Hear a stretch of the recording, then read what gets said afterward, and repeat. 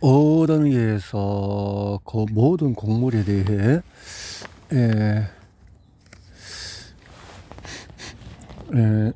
모든 곡물을 섭취를 일단은 배제하자. 아니 글루텐도 없는 곡물도 먹지 말라는 거지? 라고 묻는 독자도 있을 것이다. 그러나 식단에서 곡물을 배제하는 것이 요즘 유행이라서 먹지 말라는 것은 아니다. 그런 유행은 곡물이 염증의 원인이며 불필요한 탄수화물의 공급원이라는 잘못된 논리에 기반을 두고 있다. 글루텐이 없는 곡물은 백문근의 무기가 되지 않는다. 그러니까 기장이나 퀴노아, 현미, 기리 등의 곡물이 모든 사람들 몸속에 살고 있는 예수성 고균 같은 흔한 박테리아, 장에 서식하는 유해 박테리아 또는 에스타인바나 단순 포진 같은 바이러스에 먹이가 되지 않을까 걱정할 필요는 없다. 다시 말해서 글루텐이 없는 곡물은 염증을 일으키지 않는다. 체위가 절실할수록 기장과 기리를 제외한 모든 곡물을 피하는 이유는 다른 데 있다. 우선 곡물은 쉽게 끼니를 때우기 좋은 먹을거리다. 영양가가 더 풍부한 잎채소와 또 과일로 채울 수 있는 밥상과 또 뱃속의 자리까지 곡물이 차지하기가 십상이라는 뜻이다. 예컨대 아침에 곡물 한 그릇을 먹는 사람은 사과 두세 어지나 바나나 2개 정도는 건너뛰기가 쉽다. 여기에 문제가 있다는 거죠. 사과의 그 좋은 또 바나나의 좋은 그런 미네랄을 건너뛴다 이 말인데요. 바나나 한두 개에 들어있는 파이토케미컬 항산화물질 미량 미네랄은 없다. 더 정확하게 항바이러스성 항박테리아의 화합물도 없다. 샐러리 같은 또 허브, 잎채소, 또 야채, 과일, 해조리에 풍성하게 함유된 이런 화합물은 만성질환을 극복하고 우리 삶을 되찾는 데 도움을 주는 소중한 영양소다. 곡물은 삼시세끼 든든하게 배를 채워주지만 과일, 허브, 또 잎채소, 야채, 해조류는 더 빠른 치유를 도와준다. 곡물을 피해야 할 더 큰 이유는 지방과의 상호작용이 있다. 사람들은 대부분 땅콩버터나 아몬드 버터를 곁들인 오트밀, 아보카도를 얹은 토스트, 그래놀라와 우유, 단백질바, 치킨, 샌드위치, 오일 파스타 등등 지방 함량이 높은 음식을 곡물과 같이 먹거나 또 시간차를 별로 두지 않고 먹는다. 조금만 생각하면 무슨 말인지 알 것이다. 퀴노아 같은 간단한 곡물 요리를 오일을 뿌리지 않은 채 야채만 곁들여 먹는 경우는 드물다. 반면에 식사할 때 지방을 피하더라도 또 식사한 지 얼마 안 돼서 지방이 풍부한 또 간식을 먹는다거나 그래 식사는 기름진 음식으로 먹고 군것질을 할 때만 지방을 피하는 경우도 비일비재하다. 그러니까 지방이 풍부한 음식이 소화기에서 체에 빠져나가기도 전에 곡물을 떠먹는 경우가 거의 매일처럼 있다는 것이다. 그 두 음식 사이에서 몇 시간의 시차가 있다 해도 상황은 달라지지 않는다. 예를 들어서 점심에 퀴노아 샐러드를 먹었을 때 아침에 먹었던 요구르트나 계란은 아직 소화되지 않은 상태일 수 있다. 이것이 왜 문제일까? 인슐린 저항성 때문이다. 참고로 퀴노아는 기장이나 또 기리보다도 소화하기 힘들지만 건강한 곡물이다. 까끌거려서 위장예배를 끌고 서 있으므로 장질환이 있는 사람이 부담이 될 수 있다. 예민한 사람도 최대한 부드럽게 해독할 수 있도록 이 지역에서 퀴노아를 주식으로 권하지는 않는다. 퀴노아가 곡물이냐 씨앗이냐 하는 논쟁이 있는데 이 일에서 잠깐 언급하자면 양쪽 다 맞다. 대부분 곡물은 싹이 나기 때문에 씨앗이기도 하다. 이 책 곳곳에 지방이 주요 에너지원인 음식, 레디클 팻이라는 표현이 등장한다. 말 그대로 나쁜 지방이든 좋은 지방이든 지방에서 대부분의 칼로리가 나오는 음식을 지칭한다. 지방이 주요 에너지원인 식단의 대표적인 예가 케토식인데 지방이 주요 에너지원인 음식과 곡물은 둘 다 소화하는 데 오래 시간이 걸린다. 닭고기, 아보카도, 육수, 견과류와 씨앗료, 또 기름, 버터, 크림, 우유 등의 지방은 흡수되는 긴 과정에서 오랫동안의 혈류에 머무른다. 이 지방이 분산되는 데 꼬박 하루가 걸리거나 그보다 더 걸리기도 한다. 그러다 보니까 지방은 하루 몇 시간씩 혈류에 떠다니게 된다. 통곡물의 복합 탄소 화물은 지방보다는 빨라서 4시간에서 6시간 안에 분해되기는 하지만 그 시간도 짧은 것은 아니다. 게다가 곡물의 밀도와 섭취량에 따라서는 시간이 늘어나기도 한다. 보통은 몸이 천천히 오래 사용할 수 있는 연료라는 이유로 소화시간이 긴 음식을 또 좋은 음식으로 간주한다. 그런데 문제가 있다. 복합탄수화물은 당으로 분해되는데 이때 혈류에 지방이 있으면 당분과 지방이 만나게 되고 이것이 바로 인슐린 저항성의 진짜 원인이 되는 것이다. 당은 인슐린에 붙어야 세포 속으로 들어갈 수 있는데 그래야 우리는 에너지를 얻어서 건강하게 살아갈 수 있다. 지방은 이 과정을 방해한다. 혈류 속의 지방은 인슐린을 흡수하기도 하고 또 인슐린이 약해지고 없어지기 전에 당이 인슐린과 결합하는 것을 막기도 한다. 이 때문에 당이 세포 속으로 쉽게 들어가지 못하는 것이다. 이렇게 되면 췌장은 더 많은 인슐린을 분비할 수밖에 없고 결국 지방으로 꽉 막힌 간처럼 췌장도 지방 때문에 힘들어진다. 혈당이 불안하게 정해지는 결과까지 발생할 수가 있다. 예를 들어서 당하 혈색소가 상승할 수 있는데 이로 인해서 당뇨 전등기라고 진단받거나 나중에 당뇨병에 걸릴 수 있다. 그러니 주유에 다음 단계로 올라오고 싶다면 지방이 주요 에너지원인 음식이 포함된 식단에 곡물을 추가하지 않는 것이 중요하다 이랬네요. 지방의 소화 시간과 단백질의 소화 시간들이 다르니까 곡물들은 빠른데 같이 섞여 버렸을 때 이 곡물의 흡수를 방해하는 지방이 되었을 때 인슐린 저항이 생긴다 이렇게 되어지네요. 물론 지방이 주요 에너지원인 음식을 배제한 식당이라면 글루텐 없는 곡물 섭취는 건강에 좋다. 글루텐이 없다면 또 인슐린 저항이 생길 걱정은 없으니까. 그런데 곡물 그 자체의 단점, 즉 과일, 허브, 잎채소, 야채, 해조류에 비해서 영양가가 나타나는 점과 항바이러스성 또 항박테리아 물질이 없다는 점은 여전히 남는다. 참고로 과일은 복합 탄수화물이 아니다. 겨울 호박처럼 전분이 많은 것은 제외하고 과일의 당은 빠르게 혈류와 장기에 도달하기 때문에 대부분 과일은 1시간 안에 몸에서 소화 흡수를 활용한다. 과일을 보통 사람들보다 더 많이 먹는다면 예를 들어서 안전자리에서 바나나 한 송이를 더 먹는다면 소화하는 데 두세 시간이 걸릴 수 있다. 어쨌든 과일은 당이 세포로 들어가는 연료로 쓰이는데 가장 방해가 안 되는 음식이다. 그리고 혈류에 지방이 많은 상태에서 또 과일을 먹으면 인슐린 저항성이 약간 생기긴 하지만 크게 걱정할 소지는 아니다. 과일의 당은 인슐린에 쉽게 결합하기 때문에 지방을 우회해서 세포 속으로 금방 들어가기 때문이다. 이에 비해서 곡물은 지방이 주요 에너지원인 음식과 함께 섭취했을 때 소화 및 흡수가 훨씬 어렵다. 케토식이나 발효식 같은 고지방 식단을 유행시키는 사람들은 그 지방이 동물성이든 식물성이든 상관없이 이 점에 대해서 이해가 부족하다.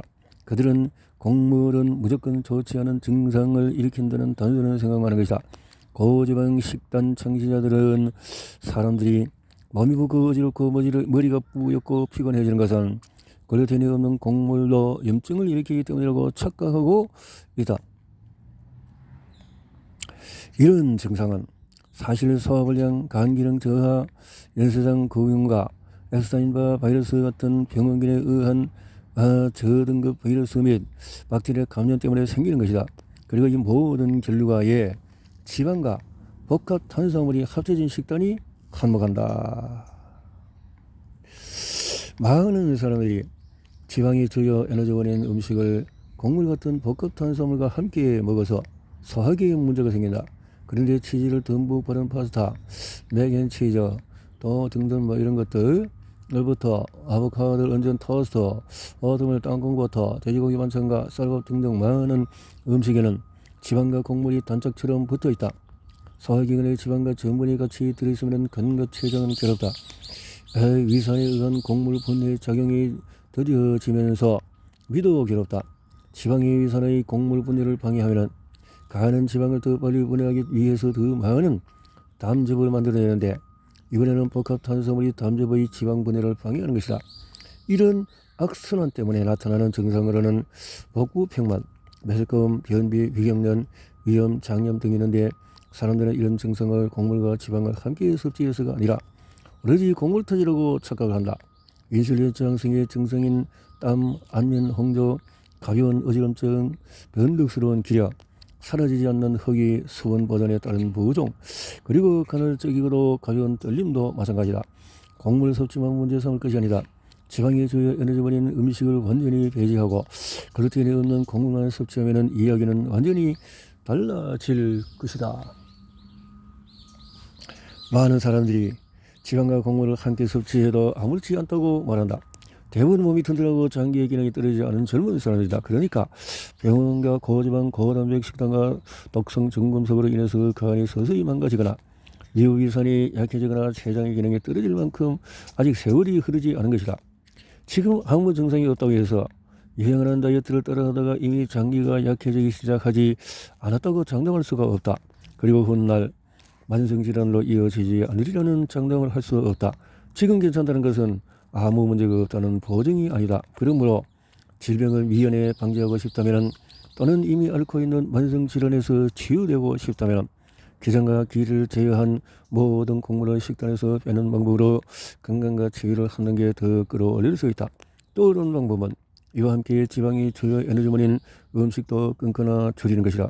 기에는 글루텐 프리 표시가 있는 제품을 고르도록 주의하자. 기일은 자연 상태에서는 글루텐이 없지 않아 재배의 가공 과정에서 글루텐이 또 오염될 수 있기 때문에 글루텐 오염에 특별히 주의를 기울여서 생산된 기일이 제품을 사는 것이 좋다. 어떤 증상이나 증세 치료에 집중하는 경우라면 또 모든 곡물을 당분간 끊는 것도 한 방법이다. 소화기를 좀 쉬게 해주면서 끼니마다 치료에 도움이 되는 음식을 더 많이 섭취할 수 있는 여지를 확보하는 것이다. 이런 해독법을 통해서 도움을 받자 했네요. 글루텐의 이런 문제에 대해서. 그리고 모든 식용유도 끊자. 식용유가 건강에 좋지 않거나 또 오메가3를 비롯해서 유익한 영양소가 없어서 피하는 것이 아니다. 모든 기름은 해독에 방해가 되기 때문이다. 기름은 혈중 지방 소용소가 과도하게 높다. 그러니까 식용유를 섭취하면 식용유의 원료를 어전 그대로 먹는 것보다도 훨씬 빠르게 혈류로 지방이 유입된다는 말이다. 예를 들어서 아보카도나 호두를 먹는 것과 아보카도유나 호두유를 섭취하는 것은 차원이 다르다. 아보카도나 견과류 같은 음식은 또 몸이 받아들여서 처리하는 과정이 식용유를 처리하는 과정과는 전혀 다른 것이다. 아보카도를 원전 그대로 먹으면 위로 내려가서 12장을 이어지는 하부에 가라앉았다가 소정관으로 들어가는 동안의 담즙에 의해서 지방이 분해될 때까지 시간이 꽤 걸린다. 이후에 아보카도 지방은 장간지벽에 있는 실관으로 흡수되어서 간 문맥을 통해서 간에 도달해서 간에서 더 처리가 된다. 간은 지방의 혈류를 다시 타고 한꺼번에 너무 빠르게 심장으로 가지 못하도록 지방을 저장했다가 심장과 뇌에 무리가 되지 않을 안전한 속도로 이를 방출한다. 그 반면에 아보카도에서 추출한 식용유는 더 이상 자연식품도 아니고 몸에서 처리되는 방식도 다르다. 식용유는 높은 혈중 지방 수용도 때문에 미에 설명한 장기의 안전장치를 우회해버린다. 식용유는 위로 들어가면 십이지장과 소장관으로 직행한다. 견과류나 씨앗, 율무와는 비교할 수 없이 빠른 속도로 움직인다. 그리고 간에서 걸러지는 단계는 아예 건너뛴다. 간 문맥을 통해서 간으로 가서 몸전체에 서서히 방출되는 게 아니라 높은 혈중 지방 수용도 때문에 장간 내벽에 있는 혈관으로 흡수되어서 바로 혈중 지방이 된다. 보통 음식물에 함유된 지방에는 허락되지 않은 지름길이 식용유에 늘 열려있는 셈이다. 기름 때문에 혈중 지방은 쑥 올라가고 결국 기름 때문에 몸은 해독 작용을 멈춰버린다. 기름으로 인해서 혈중 산소 포화도가 낮아지고 또 혈액이 걸쭉해지고 독소가 기름 속에 갇히고 장기의 독소 방출 능력이 떨어지기 때문이다. 기름은 혈류로 빠르게 유입됨으로써 혈중 지방 속도를 농도를 치솟게 해서 예측 불가능한 결과를 초래할 수 있다. 혈중 지방이 갑자기 과해지면 심장에 큰 부담이 되기 때문에 부신은 극도로 예민해진다. 너무 빨리 혈류로 유입된 지방이 언제 심장을 기소할지 모르므로 심장을 보호하기 위해서 언제든지 혈액 농도를 낮춰 아드레날린을 분비할 준비 태세에 돌입하는 것이다.